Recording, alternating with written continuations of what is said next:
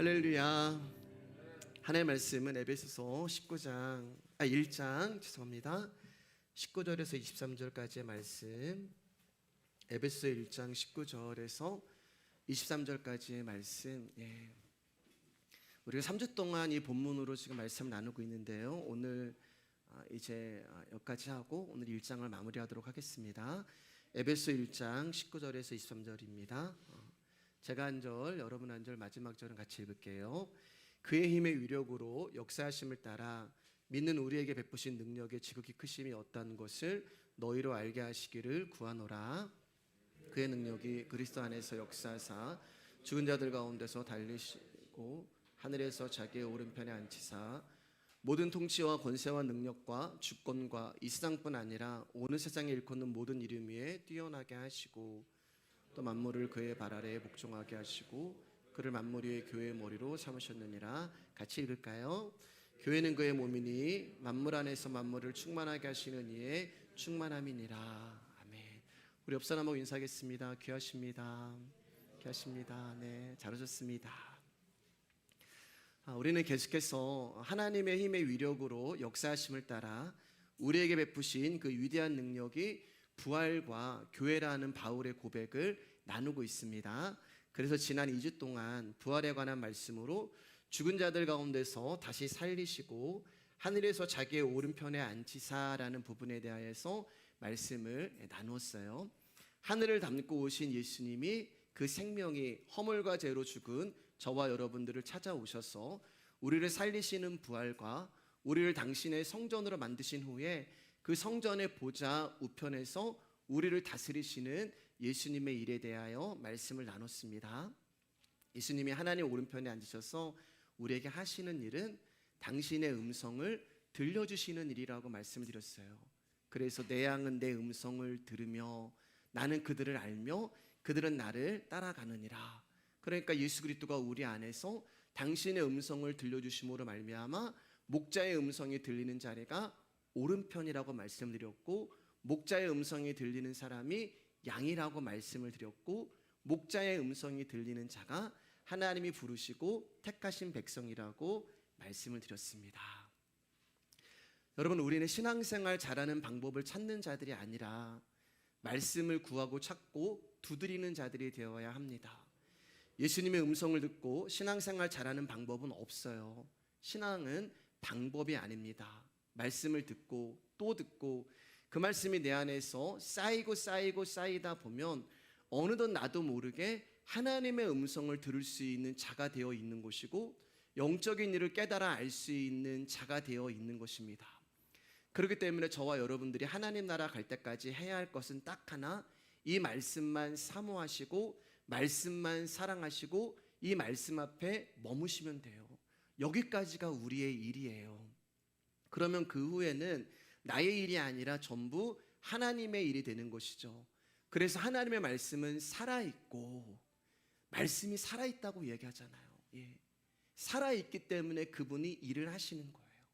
그 살아있는 하나님의 말씀이 저와 여러분 안에 찾아오셔서 반드시 저와 여러분들을 장성한, 그분이 원하시는 장성한 분량에 이르도록 우리를 이끌어 끌고 가신다는 것입니다. 그렇기 때문에 여러분 안에 말씀이 들리는 만큼만 살아가시면 돼요. 말씀이 들리는 만큼만 봉사하시고 말씀이 들리는 만큼만 헌신하시고 말씀이 들리는 만큼만 섬기시고 말씀이 들리는 만큼만 사랑하시면 돼요. 여기서 오버하시니까 시험에 드시고 여기서 지나치시니까 마음이 힘든 것입니다. 창세기 12장 1절 말씀에 여호와께서 아브라함에게 이르시되 너는 너의 고향과 친척과 아버지의 집을 떠나 내가 내게 보여줄 땅으로 가라. 보여준 땅이 아니라 보여줄 땅이라고 하나님이 말씀하시잖아요. 하나님은 우리의 인생 내내 당신을 계시하시고 알게 하시고 깨닫게 하시는 거예요. 그래서 저와 여러분들은 하나님이 보여주신 만큼만 갈 수가 있는 거예요. 말씀이 들리는 만큼만 갈 수가 있는 거예요. 보여줄 땅이라는 말은 한 번의 일이 아니라 계속해서 하나님이 당신을 계시해 주시고 말씀해 주시는 것을 말합니다. 오늘 내가 이만큼 갔으면 거기까지 하나님이 이만큼 보이셨으면 거기까지 하나님이 우리를 인도해 가실 것이고, 내일 이만큼 하나님이 당신을 보여주셨으면 거기까지 우리를 인도해 가실 거예요. 그런데 여러분, 오늘보다는 내일 조금 더 멀리 가요. 하나님이 오늘 우리 가운데 보여줄 땅이 5km다. 그러면 내일은 6km 보여주시고, 그 다음 날은 7km 보여주시고, 그 다음 날은 8km까지 가게 하시는 거예요. 그러면서 우리의 인생이 하나님이 우리에게 약속하시고 보여주시는 그 땅 하나님 나라로 점점 가까이 가요. 다리에 힘이 붙고 다리에 근육이 붙고, 처음에는 10,000보 걷는 것도 힘들었는데 걷다 보니까 20,000보도 걷고 30,000보도 걷고, 그렇게 하나님이 점점 우리의 지경을 넓혀 주시는 거예요. 그러니까 말씀이 오늘은 내가 요만큼 들리지만 여러분, 시간이 지나면 이만큼이 아니라 이만큼 들리고, 시간이 지나면 이만큼 들리고. 그렇기 때문에 여러분, 우리가 할 수 없지만 그분이 우리 안에서 당신의 일을 해 가시는 거예요. 그렇기 때문에 저와 여러분들은 죽는 날까지 예수를 알아야 하는 것입니다. 그분만 아시면 돼요. 그분이 누구시고 나는 누구인가만 발견하시면 돼요. 그분을 배우시고 나에게 베푸신 사랑과 용서를 아시면 돼요. 나를 향한 긍휼과 은혜를 아시면 돼요. 무엇을 알 수 있어요? 우리에게 떨어지는 그분의 말씀을 통해서 알고 있습니다. 이것이 그분이 나에게 베푸신 은혜였구나. 하나님이 나를 이렇게 사랑하셨고 하나님 나를 이렇게 용서하셨구나. 그것을 끊임없이 우리가 받고 가는 거예요. 그럼 우리가 변화가 되는 거예요. 교회 청소하지 말라 그래도 여러분, 교회 청소하는 거예요. 오늘도 맛있는 애찬이 준비되어 있는데 우리 집사님이 정말 이 많은 인원을 먹이려고 얼마나 고생하셨겠어요. 감사함을 하는 거예요. 누구든지 다 그 자리에 서게 되는 거예요. 하나님이 나에게 어떻게 하시느냐를 듣고 또 듣고 가는 것입니다. 그게 보여줄 땅으로 가는 거예요. 복음을 들을수록 그분을 더 알게 되는 것입니다. 그리고 그분을 아는 것이 그분의 사랑을 받는 거예요. 우리가 식당 가서 배부르게 먹잖아요, 여러분.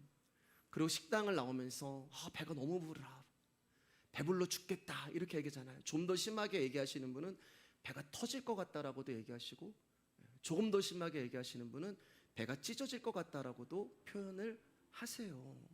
그런데 정말 놀라운 것은 소화시키러 가야 한다면서 카페 가셔가지고 또 커피를 드시고, 더 놀라운 것은 방금 전에 배가 찢어지겠다고 이야기를 했는데 빵과 케이크를 방금 전에 먹은 식사 수준만큼 우리가 먹잖아요. 왜 여러분? 먹고 싶거든요. 달달한 것을 보면은 그 달달한 것을 보는 순간 내 위가 늘어나는 거예요. 말씀이 들려지는 자들이 바로 이런 모습입니다. 들었는데 또 듣고 싶고, 들었는데 더 듣고 싶고, 시간이 어떻게 가는지 모르겠고, 방금 예배를 드렸는데 또 예배 드리고 싶고. 아멘 한 분도 안 해주시네요. 이것을 맛본 사람의 입에서 어떤 고백이 나와요? 에스겔이 이렇게 고백해요. 에스겔 3장 3절입니다. 우리 앞에 읽고 보고 읽을까요? 시작. 내게 이르시되 인자야, 내가 내게 주는 이 두루마리를 내 배에 넣으며 내 창자에 채우라 하시기에 내가 먹으니 그것이 내 입에서 달기가 꿀 같더라. 하나님이 에스겔에게 두루마리 얘기를 딱 주셨어요. 근데 이 두루마리는 성경을 말하는데 에스겔이 그 두루마리를 보는데 두루마리의 안가밖에 뭐가 쓰여 있냐면 저주와 심판의 내용이 가득 써 있는 거예요. 너는 안 된다, 너는 해도 안 되고, 너는 노력해도 안 되고, 너는 무엇을 해도 안 되고, 너는 아무것도 못하고, 너는 할 수 없다, 이런 말들로 안가밖에 가득 차 있는 거예요. 그런데 하나님이 뭐라고 말씀하시냐면 에스겔에게 이 두루마리를 먹어라, 그렇게 얘기하시는 거예요. 그런데 여러분, 축복이 가득한 말씀은 먹고 싶지만 누가 이런 저주와 심판이 가득한 말씀을 먹고 싶겠어요? 그래서 에스겔이 못 먹겠다고 합니다. 그러자 어떤 일이 일어나냐면은 성령님이 에스겔의 입을 강제로 벌리시고 이 두루마리를 그 입에 강제로 집어넣어 주시는 거예요. 그런데 그 말씀이 에스겔의 입에 들어가는 순간 어떻게 되는 거예요? 꿀처럼 달게 느껴지는 거예요. 왜냐하면 나를 향한 저주와 심판이 말씀이 생명이고, 그 말씀이 나를 살리는 말씀이고, 그 말씀이 나를 축복하는 말씀이고, 그 말씀이 나에게 양식이 되기 때문에 그렇습니다. 그래서 그 말씀이 꿀송이처럼 달다라고 고백을 하는 거예요. 꿀이 달다는 것은 먹어본 사람만 아는 거잖아요. 그래서 먹어본 사람이 또 먹고 싶은 거예요. 왜냐하면 맛있거든요. 말씀의 맛을 아는 사람이 이와 같은 것입니다. 듣고 싶고 또 듣고 싶고 더 듣고 싶고. 여러분, 성경은 우리가 연구해서 알 수 있는 책이 아니에요. 수요일날 말씀드렸잖아요. 제가 성경을 알면 얼마나 알겠어요. 아무리 눈을 크게 뜨고 성경을 연구하고 깨달으려고 노력을 하여도 성령님이 이 말씀을 우리 가운데 보여주시고 드러내주시고 알려주셔야지만 우리가 이 비밀을 깨달아 알 수 있는 것입니다. 그래서 하나님이 저에게 말씀이 알려주신 만큼만 여러분에게 증거하는 거예요. 하나님이 저에게 들려주신 만큼만 여러분에게 증거하는 것이고, 하나님이 저에게 보여주신 만큼만 여러분에게 증거하는 것이고, 여러분도 여러분에게 들리는 만큼만 이 말씀을 이해하고 믿고 깨닫게 되는 거예요. 근데 여러분, 작년 틀리고 올해 틀리다니까요. 여러분, 올해 틀리고 내년 틀린 거예요. 우리는 성장하고 성숙하고 어른이 되어 가는 것입니다. 그렇기 때문에 가장 영적인 일이 무엇이냐? 예배라고 말씀을 드렸잖아요. 우리는 자꾸만 영적인 것 하면 어떤 환상, 어떤 기적, 어떤 신비한 것으로 생각하는데, 진짜 영적인 일은 이 하나님 나라의 비밀이 지금 우리 가운데 들려지고 있는 것이 가장 영적인 일이에요. 우리가 말씀을 보는 것 같은데 말씀이신 예수 그리스도가 당신을 보여주시는 것이고, 우리가 말씀을 듣는 것 같은데 말씀이신 예수님이 당신을 들려주시는 것이고, 우리가 말씀을 아는 것 같은데 말씀이신 예수님이 당신을 드러내주시고 깨닫게 해주시고 알게 해주시는 거예요. 이게 진짜 영적인 일이에요. 그렇기 때문에 우리가 예배를 드리는 것은 가장 영적인 일이고, 여러분들은 영적인 사람들이 되는 것입니다. 자, 그럼 이제 오늘 에베소 1장 마무리하면서 이제 교회를 향한, 부활과 교회였잖아요. 우리가 부활은 2주 동안 살펴봤고, 그럼 이제 교회를 향한 영적인 비밀을 우리가 한번 들어보도록 하겠습니다. 에베소 1장 20절에서 21절 말씀 여러분이 한번 크게 읽어주세요. 시작. 그의 능력이 그리스도 안에서 역사하사 죽은 자들 가운데서 다시 살리시고 하늘에서 자기의 오른편에 앉히사 모든 통치와 권세와 능력과 주권과 일상뿐 아니라 오는 세상에 일컫는 모든 이름 위에 뛰어나게 하시고, 하나님이 당신의 오른편에 앉히신 예수님의 이름을 모든 지배자, 권세자, 왕들, 이 세상과 오는 세상에 있는 그 어느 누구의 이름보다 더 뛰어나게 하셨다, 이렇게 말씀을 하세요. 그런데 21절 보면은 두 세상이 나와요. 이 세상뿐 아니라 오는 세상이라고 성경은 말씀하고 있어요. 두 가지 세상이 있어요. 이 두 가지 세상을 저와 여러분들이 살아가고 있는 거예요. 오직 택함을 받은 백성만 우리가 땅을 밟고 살아가지만 하나님 나라를 살아가고 있는 거예요. 오는 세상은 이 세상은 이 땅을 말합니다. 그리고 오는 세상은 이제 하나님 나라를 말하는 거예요.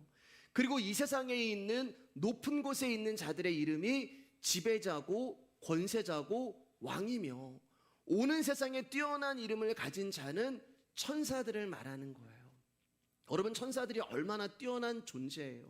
그런데 이 땅에 있는 권세와 능력과 주관을 가진 자와 하늘에 있는 천사들보다 예수 그리스도가 더 위대하시고 예수 그리스도 이름이 다 더 크다라고 지금 성경에 말씀하고 있는 거예요. 그리고 이 세상에 있는 권세자나 하늘에 있는 천사들도 예수 그리스도의 발 아래에 있는 자들이라고 성경이 말씀하고 있는 것입니다. 히터 좀 꺼주시면 좋겠습니다. 그들이 어떤 이름으로 나온다 하여도 예수 그리스도의 이름 앞에 복종할 수밖에 없다는 거예요. 그 이유는 예수님이 천사들을 포함한 이 땅의 모든 피조물들을 다스리시고 통치하시는 창조주 하나님이시기 때문에 그래요. 근데 여러분, 엄청난 일이 일어난 거잖아요. 우리 계속해서 에베소 보면서 어떤 일이 일어난 거예요? 이 창조주 하나님이 저와 여러분을 성전 삼으시고 우리 안에 보좌를 펼치시고 우리에게 당신의 음성을 들려주시며 우리와 함께 살아가고 있는 거예요. 그래서 우리 안에 있는 예수님으로 인하여서 저와 여러분들은 땅을 살아가고 있지만 하늘도 살아가는 신비한 일이 일어난 것입니다. 두 세상을 우리는 살아가요. 여러분, 우리를 천국 백성이라고 이야기를 하잖아요. 그런데 천국은 죽어야 가는 곳이 천국인데 살아있는 우리를 향하여서 천국 백성이야, 하나님 나라의 백성이야 라고 이야기를 해요. 왜 이런지 아시죠? 이런 질문이 이제 너무 쉬우시죠, 여러분? 하나님 나라가 내 안에 들어와 계시기 때문에 우리가 이 땅을 살아가면서 하나님 나라를 동시에 살아가는 것입니다. 하나님 나라는 인간이 자연적인 생식에 의해서 만들어지는 나라가 아니라 하나님에 의해서 만들어지는 나라예요. 그 나라는 우리가 노력하고 애써서 발전시키는 것이 아니라 하나님이 임함으로 완성되는 나라예요. 그렇기 때문에 우리가 이 땅을 살아가면서 그분의 통치를 즐겁게 받아들이며 순종하는 백성으로 변화되어져 가는 것입니다. 그러면서 점점 그분이 보여주시는 그 땅으로 옮겨가는 거예요. 전에는 내 안에 이 땅이 전부였다면 이제 말씀을 들음으로 말미암아 이제 이 땅이 점점 작아지는 거예요. 그리고 하나님의 나라가 점점 내 안에서 커가는 거예요. 그에 비례해서 우리의 육신은 후퇴하고 쇠퇴해집니다. 인생이 흐를수록 세월이 갈수록 나의 본향은 이 땅이 아니구나, 나의 본향은 하나님 나라구나, 그것을 알게 되는 거예요. 그래서 창세기 4장에 세월이 지난 후에, 이것을 깨달은 세월이 지난 후에 우리가 인생을 다 살아보고 나서 내가 내놓아야 할 것은 이 땅에 가인이 내놓았던 풍성한 것들이 아니라 어린 양과 기름뿐이구나, 나의 고향은 하나님 나라구나라는 것을 알게 되는 것입니다. 그것을 깨달은 자들을 히브리서에서 이방인이요 나그네라고 이야기하고 오늘 에베소서 말씀 가운데서는 교회라고 이야기하는 거예요. 우리 22절 23절 말씀 읽겠습니다. 시작.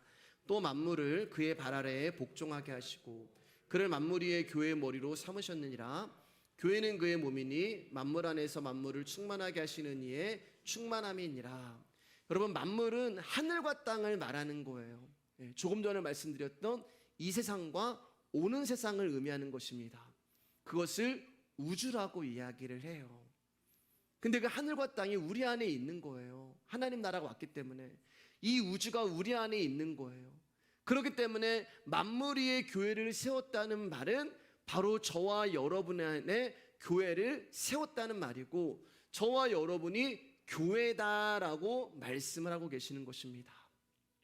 그런데 여기 보시면 교회의 머리와 교회의 몸이 나온단 말이에요. 교회의 머리는 땅과 하늘의 누구보다 더 뛰어난 이름과 엄청난 권세를 가지신 예수님이 교회의 머리가 되는 것이고, 그리고 저와 여러분들은 교회의 몸이 되는 거예요. 근데 말씀을 보면은 머리 따로 몸 따로 있는 것 같지만 그런 것이 아니라 교회는 한 영이 흐르고 한 피가 흐르는 한 몸 유기체가 되는 것입니다. 그래서 교회가 하나다라고 말씀드리는 거예요. 자, 그런데 궁금한 게 있어요, 여러분. 우리가 머리가 되면 안 될까요? 예수님이 몸이 되셔도 되잖아요.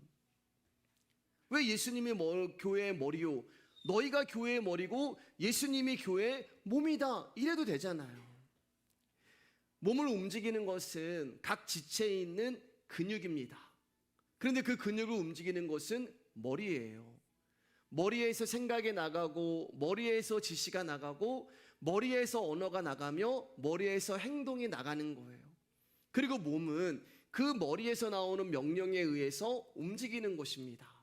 교회는 생명을 주고 살리는 일을 해야 하는 곳이 교회예요. 그런데 여러분, 만약에 사람이, 제가, 여러분이 머리가 되면 살리는 일을 하겠어요? 죽이는 일을 하겠어요? 사람이 머리가 되면 죽이는 일만 하는 거예요. 사람이 머리가 되면 아프고 상처만 주는 일만 하게 됩니다. 사람이 머리가 되면 자기만 위해서 사는 거예요. 그래서 교회의 머리는 사람이 되면 안 되는 거예요. 여러분, 성경을 보면 구약이 신약보다 먼저 왔잖아요. 그 말은 율법이 은혜보다 먼저 왔다는 거예요. 율법이 하는 일은, 구약이 하는 일은 내가 누군지를 보게 하는 거예요. 그 율법 앞에, 그 말씀 앞에 내가 누군지가 적나라하게 드러납니다. 내가 벗고 있는 자구나, 내가 죄인이구나, 내가 흑암이구나, 사망이구나, 불능이구나, 나는 안 되는 자고, 나는 빛이 필요한 자고, 나는 회복이 필요한 자고, 나는 도움이 필요한 자고, 나는 용서와 긍휼과 구원이 필요한 자구나라는 것을 깨닫게 하는 것이 율법이 하는 일이에요. 그 율법의 마지막 선지자가 세례 요한이었어요. 그러니까 세례 요한이 율법의 마지막, 구약의 마지막이 되는 거예요. 성경은 말라기에서 딱 끝나지만 엄밀히 말하면 세례 요한까지가 구약이 되는 거예요. 자, 그 세례 요한이 헤롯 왕이 동생의 아내를 취한 것에 대하여 옳지 않다고 비판을 합니다. 헤롯을 향하여 너 간음했어, 너 간음죄를 지었어라고 비난하고 지적을 해요. 근데 거기까지예요. 율법이 하는 일은. 너는 죄인이야, 너는 간음죄를 지었어. 간음죄를 지은 사람은 율법을 보니까 눈을 뽑고 손을 자르고 돌에 맞아 죽어야 한다고 비판하고 정죄를 하는 거예요. 거기까지예요. 율법은요. 율법과 선지자가 하는 일이요. 그런데 여러분, 눈 뽑고 손 자르고 돌에 맞으면 마음속에 있는 음란한 마음이 떠나가고 다시는 음란한 생각이 들지 않나요? 아니에요, 여러분. 눈을 뽑아도 음욕이 생기고, 손을 자라도 음욕이 생기고, 심지어 돌에 맞아도 음욕이 생기는 거예요. 그러니까 무슨 말인가 하면, 율법은 간음한 행동에 대해서는 비판하고 정죄하고 고발을 할 수 있지만 그 죄를 다스리고 해결할 수 없다는 거예요. 거기까지기 때문에. 그래서 세례 요한의 목에 잘린 거예요. 이 죄에 대해서 아무것도 해결할 수 없는 율법은 죽어야 되는 거예요. 그래서 세례 요한이 목이 거기서 댕강하고 잘리고 이제 몸만 남은 것입니다. 율법이라고 하는 몸만. 그게 무슨 말이에요, 여러분? 반쪽짜리 교회예요. 머리가 없기 때문에. 반쪽짜리 불완전한 교회예요. 그런데 그 교회의 머리가 누구라고 하세요? 예수 그리스도라고 말씀하시잖아요. 교회의 머리로 삼으셨느니라. 그래서 목이 잘려버린 옛 언약인 율법이라고 하는 몸에 새 언약, 신약이라는 머리가 와서 접붙여지는 거예요. 율법이라고 하는 그 몸에 은혜라고 하는 머리가 접붙여짐으로 말미암아 교회가 되는 거예요. 그래서 왜 구약에서 그토록 언약과 약속으로 예수 그리스도를 예언하고 예수님이 왜 신약에 오셔야 했는지 여러분 아시겠죠? 예. 교회를 완성시켜야 돼요. 그래서 예수님이 신약에 오신 것입니다. 마태복음 8장 20절 말씀이에요. 시작. 예수께서 이르시되 여우도 굴이 있고 공중에 새도 거처가 있으되 인자는 머리 둘 곳이 없다 하시더라. 여러분, 이 말씀은 우리가 이 땅에서 청렴결백하게 살아라, 재산도 없고 집도 없이 살아라, 그런 말씀이 아니에요. 여기 인자가 집이 없다고 말씀하시는 거예요. 나는 집이 없어. 왜냐하면 예수님은 이 땅에 집이 없는 게 당연하세요. 예수님의 집은 하나님 나라에 계신 거예요. 그분은 하늘에서 내려오신 분이기에 이 땅은 당신의 집도 아니고 장막도 아니고 거처도 아니고 처소도 아니라는 것입니다. 그분은 육에 속한 분이 아니기 때문에 하늘에 속한 분이기 때문에 그분의 거처는, 그분이 거하시는 집은 하나님 나라에 있는 거예요. 그래서 나는 이 땅에 머리 둘 곳이 없다라고 말씀하고 계시는 거예요. 집이 없다라고 말씀하는 거예요. 죄로 인하여 사망에 처한 이 육의 세계에 거룩이라고 하는 영이 계실 곳이 없는 거예요. 그런데 놀라운 일이 일어났잖아요. 이 땅에 거룩하신 예수님이 머리를 두실 거처가 생겨났어요. 요한복음 19장 30절 말씀에 예수께서 신 포도주를 받으신 후에 다 이뤘다 하시고 머리를 숙이니 영혼이 떠나가시니라. 여러분, 여기 예수님이 죽은 게 아니에요. 여러분, 예수님이 우리가 첫째 주에 에베소 이 본문 가지고 말씀드린 죽으실 수가 없는 분이에요. 예, 예수님의 이 말은, 머리를 숙이니라고 하는 이 말은 그 영이 넘겨주었다. 그 영이 옮겨갔다라는 그 뜻이 되는 거예요. 옮겨간 거예요. 어디로요? 허물과 죄로 죽어있는 우리에게로 옮겨오신 거예요. 이 땅 어디에도 머리 둘 곳이 없으셨던 예수님께서 결국 십자가에 자기 머리를 두셨고 그 죽음을 통하여 그 생명의 영이 당신이 택한 백성들의 심령으로 넘겨주셨고 옮겨주신 거예요. 그래서 교회라고 하는 저와 여러분의 몸 위에 예수님이 머리를 두심으로 우리가 하나가 되는 성전이 된 것입니다. 그러니까 율법이라고 하는 몸 위에 그리스도의 머리가 접붙여진 것이고 구약 위에 신약이 세워지는 것이고 옛것 위에 새것이 찾아가는 거예요. 그리고 머리이신 그리스도로 말미암아 하나님 나라의 복음의 몸인 교회, 그 머리가 우리 안으로 찾아오심으로 말미암아 우리가 완성된 교회가 되는 것입니다. 집사님 죄송해요, 좀 틀어주실래요? 네, 좋아하시는 것 같아서. 이것을 천국이 침노한다라고 말씀하는 거예요. 천국이 우리 안으로 쳐들어오는 거예요. 복음이 우리 안으로 침입을 하는 것입니다. 복음이 머리에서 마음으로 들어오는 것이고, 그래서 머리에서 들어오는 거예요. 귀에서 들리는 거예요. 말씀이에요, 여러분. 예. 말씀을 들으면서 머리에서 내려오는 거예요. 복음이 머리에서 내려오고, 말씀이 머리에서 우리 마음으로 들어오고, 말씀이 머리에서 우리 가슴으로 내려오는 것입니다. 마음을 다스리는 것은 몸이 아니라 머리란 말이에요. 우리가 마음을 다스릴 수 있는 유일한 방법은 나라는 존재 위에 그리스도가 머리가 되시는 거예요. 그 방법 외에는 없습니다. 그분은 우리의 행위를 다스리고 우리의 행위를 보시는 게 아니라 우리의 마음을 다스리는 거예요. 나의 결단과 노력과 의지가 아니라 머리 대신 그리스도가 말씀으로 우리를 다스리는 것입니다. 그래서 세례 요한이라고 하는 율법의 머리가 잘려버린 그곳에 그리스도의 머리가 오심으로 말미암아 이제 복음의 시대가 열린 거예요. 창세기 2장 24절 말씀입니다. 시작. 이러므로 남자가 부모를 떠나 그의 아내와 합하여 둘이 한 몸을 이룰지로다. 여러분, 아담과 하와가 부모가 어디 있어요? 예. 아담과 하와는 부모가 없어요. 그렇기 때문에 부모를 떠날 수가 없어요. 그럼 이 말씀은 뭐냐? 아담과 하와를 향한 이야기가 아니란 말입니다. 이 말씀을 남자와 여자가 결혼해서 육체적으로 하나가 되는 그런 말씀으로 생각하시면 안 돼요. 그 뜻이 아니에요. 말씀을 잘 보시면 부모를 떠났는데 여자가 떠나는 게 아니고 남자가 부모를 떠나 이렇게 얘기하잖아요. 그럼 이 남자가 누구예요? 예수 그리스도를 말씀하는 것입니다.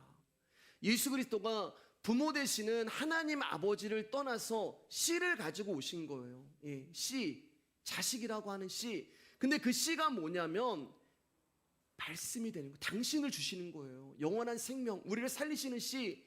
그래서 마태복음 13장 말씀 보면은 이 말씀을 가지고 어떻게 비유하시면은 씨 뿌리는 비유가 나오는 거예요. 하나님이 농부가 되셔서 그 말씀의 씨를 우리 가운데 뿌려주잖아요. 저와 여러분들은 돌밭이고 갈치밭이고 길가밭, 허물과제로 죽어있는 밭이란 말입니다. 그런데 하나님이 우리 가운데 그 씨를 뿌려주시는 거예요. 당신의 아들 예수 그리스도의 생명을 주심으로 말미암아 그 씨가 우리 안에서 하나가 됨으로 말미암아 연합이 됨으로 말미암아 좋은 밭이 되는 거예요.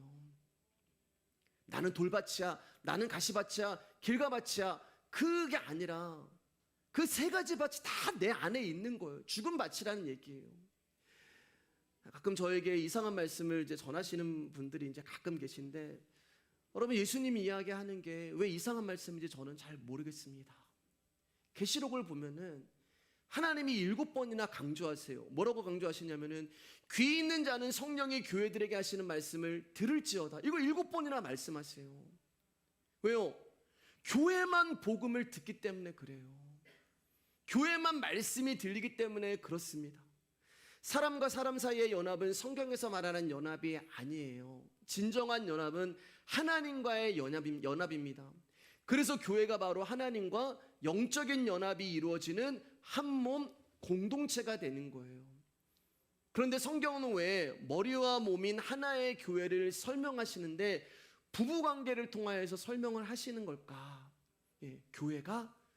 부부에서 출발을 하기 때문에 그래요. 창세기 2장 20절 23절 전에 한번 나눴던 말씀입니다. 한 번 더 들어주실래요? 아담이 모든 가축과 공중의 새와 들의 모든 짐승에게 이름을 주니라. 아담이 돕는 배필이 없으므로 여호와 하나님이 아담을 깊이 잠들게 하시니 잠들매 그가 그 갈빗대 하나를 취하고 살로 대신 채우시고 여호와 하나님이 아담에게 취하신 그 갈빗대로 여자를 만드시고 그를 아담에게로 이끌어 오시니 아담이 이르되 이는 내 뼈 중에 뼈요 살 중에 살이라. 이것을 남자에게서 취하였은즉 여자라 부르리라 하니라. 아담은 지금 혼자이기 때문에 불완전한 상태고 온전치 못한 상태고 반쪽짜리의 모습이에요. 이런 아담을 하나님이 완전하게 하시기 위해서 여자를 만들어 주시는데 어떻게 만들어 주시는가 하면은 아담을 깊이 잠들게 하죠. 여기에 있는 깊은 잠이라는 죽음을 의미하는 거예요. 예. 죽었기 때문에 갈비뼈를 뽑아내도 아픔을 모르는 것입니다. 그리고 죽어있는 아담에게, 깊은 잠을 자고 있는 아담에게서 갈비뼈를 떼어내서 하나님이 여자를 만들어요. 그러니까 여자는 남자 안에 있는 생명으로 만들어진 존재예요. 그러니까 여자는 처음 창조될 때부터 남자를 도와서 그의 생명을 유지케 하는 없어서는 안 될 배필, 돕는 자로 탄생을 하게 되는 거예요. 그래서 남자와 여자는 다른 생명이 아닌 하나의 생명이란 말입니다. 남자 안에 있는 생명으로 여자가 만들어진 거예요. 한 생명이에요. 그러니까 여자는 남자의 죽음을 통하여 그 남자의 생명을 통하여 존재하게 되는 거예요. 요한복음 19장 34절 말씀 여러분 읽어주세요. 시작. 그중 한 군인이 창으로 옆구리를 찌르니 곧 피와 물이 나오더라. 예수 그리스도를 마지막 아담이라고 성경은 이야기를 합니다. 첫 번째 아담은 창세기가 나오고 마지막 아담은 예수님이 왜 예수님을 마지막 아담이라고 이야기했을까? 우리가 조금 전에 봤던 창세기와 연결을 시켜야지만 이게 해석이 돼요. 마지막 아담이신 예수님이 어떻게 저와 여러분들을 구원하셨고 살리셨어요? 당신의 옆구리가 어디예요? 갈비뼈란 말이에요. 당신이 십자가에서 죽으시고 그 옆구리에서 쏟아져 나온 물과 피로 인해 여자, 즉 신부인 교회가 탄생케 된 거예요. 그 교회가 우리란 말입니다. 그래서 예수님이 우리를 너는 나의 신부야 이렇게 불러주시는 거예요. 근데 신부가 뭐라고요?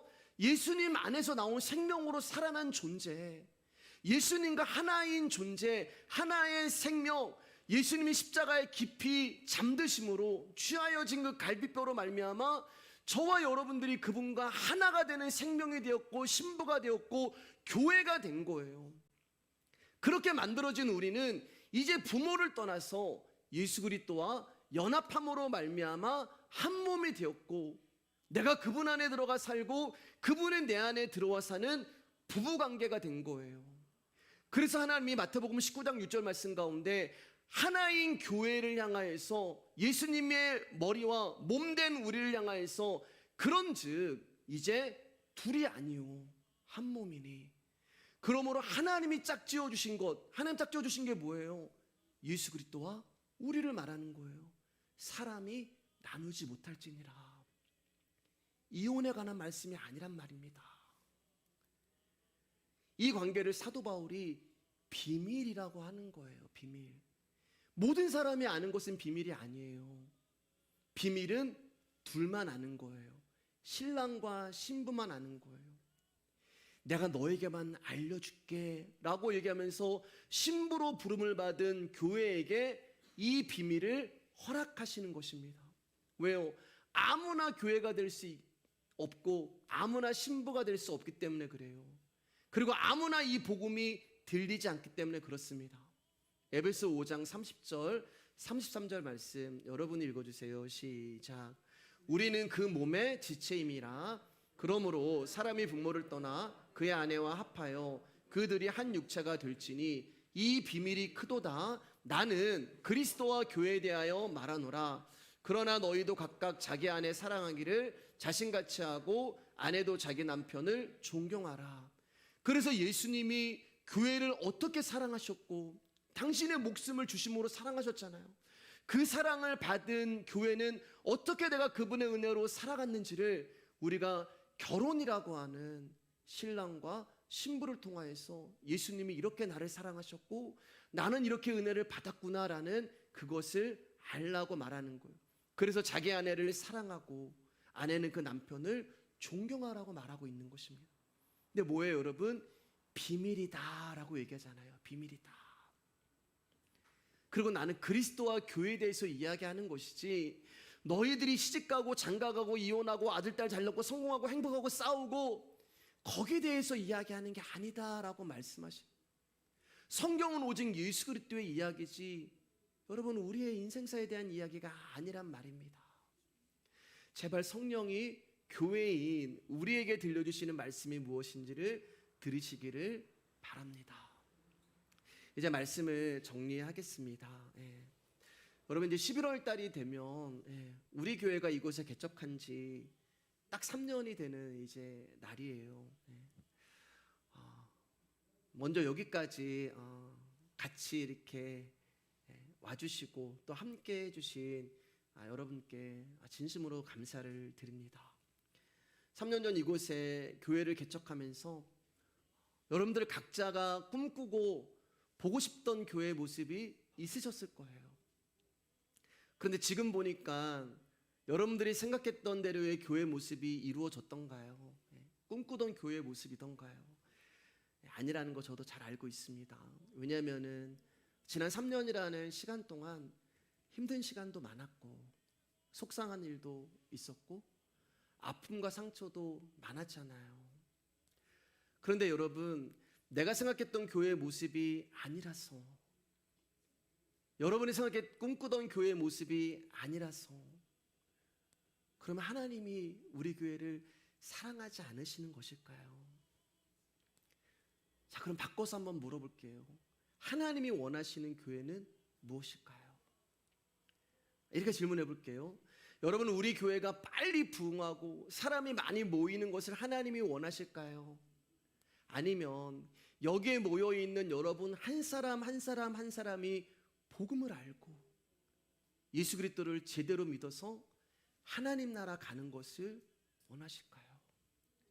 지난주 제 제자에게 제가 수요일에 말씀드렸나요? 제자가 이제 복음을 알고 말씀을 듣는데 너무 가슴이 이제 답답한 거예요. 그래서 엄마에게 전화해서 펑펑 울면서 엄마 예수님 제대로 믿으시라고, 엄마 말씀 들으셔야 된다고, 엄마 복음하셔야 된다고 그런 이야기를 지난주에 이제 제가 겪었거든요. 사랑하는 여러분, 복음은 다른 사람에게 필요한 게 아니에요. 내가 살아야 된다니까요. 내 옆 사람이 사는 게 뭐가 중요해요? 솔직히 내가 살아야 돼요. 그래서 복음은 나에게 외치는 것이고 복음은 나에게 필요한 거예요. 내가 예수를 모르고 내가 복음을 모르는데 사람이 아무리 많이 모이고 시스템이 좋고 프로그램이 좋고 목회자 스펙이 좋으면 그 교회가 무슨 교회가 되겠어요? 복음이 들려지지 않고 예수 그리스도의 말씀이 들려지지 않는데 수천 명 수백 명이 모인데 예수님이 누구인지 모르면은 여러분 그게 어떻게 교회가 될 수가 있겠어요? 그것은 무리가 되는 것입니다. 오병이 여러분 봤잖아요. 5천 명, 2만 명이 넘는 사람들이 모였는데 예수님이 내가 더 이상 너희 가운데 기적 안 보여줄게. 다 떠나갔어요. 2만 명이에요. 5천 명이 다 떠나가 순식간에 성경 보니까 12명 남았단 말이에요. 여러분 그 떠나가는 무리가 되실래요? 아니면 영생의 말씀이 여기 계신데 우리가 어디로 가겠습니까? 라고 하는 12명의 제자가 되실래요? 여러분 무리는 자기가 원하는 것이 채워지면 떠납니다. 근데 제자는 떠날 수가 없어요. 왜냐하면 영생의 말씀이 여기 있기 때문에, 그 말씀이 나의 생명이기 때문에 떠날 수가 없는 거예요. 제가 이제 개척을 하고 말씀만 복음만 전하는 제가 이제 답답했던지 한 성도님이 목사님 목회 비전이 무엇입니까? 라고 물어보셨어요. 제가 없습니다 라고 답을 했습니다. 그러더니 그럼 목회 계획은 무엇입니까? 라고 바로 또 물어보시더라고요.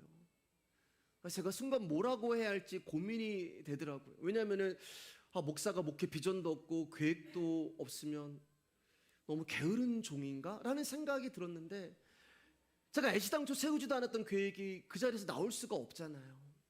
집사님 죄송한데 저는 목회 계획도 없습니다 라고 말씀을 드렸던 기억이 있어요. 여러분 눈에도 제가 한심해 보이고 답답해 보이시나요? 발전되지 않고 변화되지 않는 교회 모습에 여러분 실망이 드시나요? 그럼 이 교회는 그럼 누구의 교회일까요, 여러분? 제 교회일까요? 그래서 제가 제 마음대로 해도 되는 교회일까요? 제가 비전 세우고 제가 계획 세우고 제가 표 세우고 제 욕망이 이끄는 대로 교회를 운영해 가면 되는 건가요? 아니면 여러분 교회인가요? 그래서 여러분이 꿈꾸고 생각하는 대로 교회가 되지 않아서 답답하시고 서운하신 건가요? 마태복음 16장 18절 말씀 가운데 또 내가 내게 이르노니 너는 베드로라. 내가 이 반석 위에 내 교회를 세우리니. 내 교회를 세우리니. 교회는 제 교회도 아니고 여러분의 교회도 아니고 예수님의 교회예요. 사람이 주인이 될 수가 없는 곳입니다. 그래서 목사는 이 자리에서 말씀을 전하는 그 역할만 하는 거예요. 저도 여러분도 교회의 주인이 아니란 말이에요. 제가 가끔 목회는 제가 하는 것이 아닙니다. 그리고 저는 교회에 대한 어떤 책임도 없습니다. 그런 말씀 들으면 여러분 정말 우리 목사님 참 가볍게 생각한다라고 책임감 없다라고 저를 나무라시는 분도 계실지 모르겠지만 여러분 제가 만약 교회를 책임지고 내 것이라는 생각을 갖게 되면 어떻게 될까요? 사람이요 여러분 교회에 대해서 걱정을 한다는 것 자체가 그리스도의 교회를 자기 거라고 생각을 하는 거예요. 그건 도적질하는 거예요 여러분. 교회는 주님이 당신의 생명을 주고 사신 당신의 것이기 때문에 여러분 우리의 말씀의 교회는 예수 그리스도가 책임지시고 예수 그리스도가 끌고 가실 것입니다. 어떤 결과가 있어도 예수님이 책임지실 거예요. 조금 전에도 말씀드렸지만 조금만 더 할게요 여러분. 만약에 제가 교회를 제 것이라고 여기고 제가 책임을 지려고 한다면 여러분 저는 정말 제 욕망대로 이 교회를 움직일 거예요. 제 욕심대로. 지난 시간에 말씀드렸잖아요 여러분. 제 부교육자 생활, 선교단체 생활 얼마나 많이 했겠어요. 여러분에게 매일 헌금 강조하고 막 달달 볶아가지고 새벽 예배 나오라고 하고 특별 새벽 기도 해가지고 막 새벽 3시 4시에 와서 막 기도하라고 하고 예배에 왜 빠졌는지 하고 막 달달 볶고 숫자적으로 교인 수를 늘리고 수단과 방법을 가리지 않을 것이고 그래서 우리 교회는 몇 명 모인다. 우리 교회는 개척했는데 몇 명 모인다. 그걸 나의 힘과 나의 능력과 나의 자랑으로 과시하고 싶을 거예요. 그리고 만약에 그렇게 되지 않으면은 저는 정말 자괴감에 빠지고 저는 정말 실망감에 빠져서 힘없고 나약한 존재로 살아갈 거예요. 사람이 교회가 되는 거잖아요 여러분. 이 모든 것은 예수님의 주인으로 계신 내 교회, 예수님의 교회와 거리가 먼 것입니다. 몇 번 말씀드렸지만 개척하고 교회를 위해서 기도할 때 일꾼 보내달라는 기도 해본 적이 없어요. 교회에 부자 오게 해달라고 기도해본 적도 없고 유명한 사람 오게 해달라고 기도한 적도 없고 유능한 사람 오게 해달라고 기도한 적도 없습니다. 그리고 여러분은 빈자리 채워달라고 기도한 적도 없어요. 우리 교회를 하나님 부흥하게 해주세요라는 기도한 적도 없습니다. 딱 하나만 하잖아요 여러분. 예배 때 복음 들어야 하는 자들을 보내주세요. 말씀 들어야 하는 자들을 보내주세요. 예수님이 없으면 살아갈 수 없는 자들을 보내주세요. 이게 제 기도 제목 전부예요. 말씀을 들어야 하고 복음이 필요한 자들은 예수님이 없으면 살아갈 수 없는 자들이란 말입니다. 유능한 사람, 돈 많은 사람, 유명한 사람은 여러분 예수님 없어도 살아갈 수가 있어요. 그 사람들은 세상에서 필요한 자들이지 교회에서 필요한 사람들이 아니에요. 왜요? 교회는 주님이 아니면 살 수 없는 자들이 와야 해요. 하나님의 은혜가 임하지 않으면 살 수 없는 자들이 와야 하고 말씀이 아니면 삶을 지탱할 수 없는 자들이 와야 해요. 사랑하는 여러분, 앞으로 우리 교회에 누가 올지 모르지만 교회를 찾아오시는 분이라면 그분은 하나님이 보내주시는 분이라는 것으로 믿어주시고 받아주시면 좋겠습니다. 온다는 것은 간절함이 있는 거잖아요. 간절함이 없는데 어떻게 올 수가 있겠어요? 온다는 것은 살고 싶어서 오는 거잖아요. 여기가 아니면 안 된다는 마지막이기 때문에 오는 거잖아요. 여러분 다 그렇게 오신 거잖아요. 여러분, 교회가 찾아가는 사람도 귀하지만 교회를 찾아오는 사람이 더 귀해요. 그래서 여러분들은 저에게 너무 귀하신 분들입니다. 너무 감사하고 너무 고마우신 분들이 되는 거예요. 말씀 하나 붙들고 부족한 종인데 재미도 없고 뭐 하지도 않고 그냥 말씀만 증거하는 이 교회 가운데 같이 공동체가 되어주신 분들, 여러분들 정말 귀한 분들이에요. 이 말씀은 저나 여러분이나 말씀이 없으면 살아갈 수 없는 자들이라는 거예요. 그래서 여러분 귀한 분들이에요. 찾아가는 사람은 내가 무엇이 필요하고 원하는 것이 있어서 그 사람을 찾아가는 거예요. 반대로 찾아오는 사람도 역시 나에게 원하는 것이 있고 필요한 것이 있어서 찾아오는 거예요. 그러면 교회로 찾아오는 사람들이 뭘 원하고 뭘 필요로 하겠어요? 예수님이잖아요. 교회는 그리스도의 머리가 되는 교회가 되는 거예요. 예수님이 이끄시는 교회가 되는 거예요. 즉 교회는 예수님이 필요한 자들이 모이는 곳이지 예수님을 필요로 하는 자들이 모이는 곳이 아닙니다. 교회는 많은 자들을 얻는 곳이 아니라 잃은 자들을 찾는 곳이 교회가 되는 거예요. 이제 마지막으로 한 절 읽고 이제 말씀 마치겠습니다. 다시 읽을게요. 시작. 교회는 그의 몸이니 잠깐만요. 에베소 1장 23절 시작. 교회는 그의 몸이니 만물 안에서 만물을 충만케 하시는 이의 충만이니라. 여러분, 예수님이 우리를 충만이라고 말씀하세요. 예수님의 충만이 바로 너다라고 말씀하세요. 예수님이 나의 충만이 바로 말씀의 교회다라고 말씀하는 거예요. 그 말은 우리가 없으면 예수님은 충만하실 수가 없는 거예요. 여러분, 우리가 이런 자들이에요. 예수님이 우리를 당신의 충만이라고 불러주시는 존귀한 자들이에요. 여러분, 저와 여러분들은 예수님과 한 몸이 되었습니다. 그렇기 때문에 우리 중 어느 한 사람이라도 빠져버리면 예수님은 충만하실 수가 없는 거예요. 여러분, 이 당당함으로 살아가시길 주님의 이름으로 축복합니다. 이 존귀한 신분으로 살아가시길 주님의 이름으로 축복합니다. 우리 교회가 이 충만으로 가득한 교회가 되었으면 좋겠습니다. 우리 교회가 예수님의 머리가 되셔서 살리는 이야기, 사랑하는 이야기, 세워주는 이야기로 가득했으면 좋겠어요. 모이는 숫자, 사역의 크기, 사람의 이름 이런 것으로 모이는 교회가 아니라 진짜 십자가의 복음을 알고 그분의 사랑과 임재 앞에 서로를 긍휼히 여기고 사랑하고 살리는 말씀 위의 교회로 살아가고 싶습니다.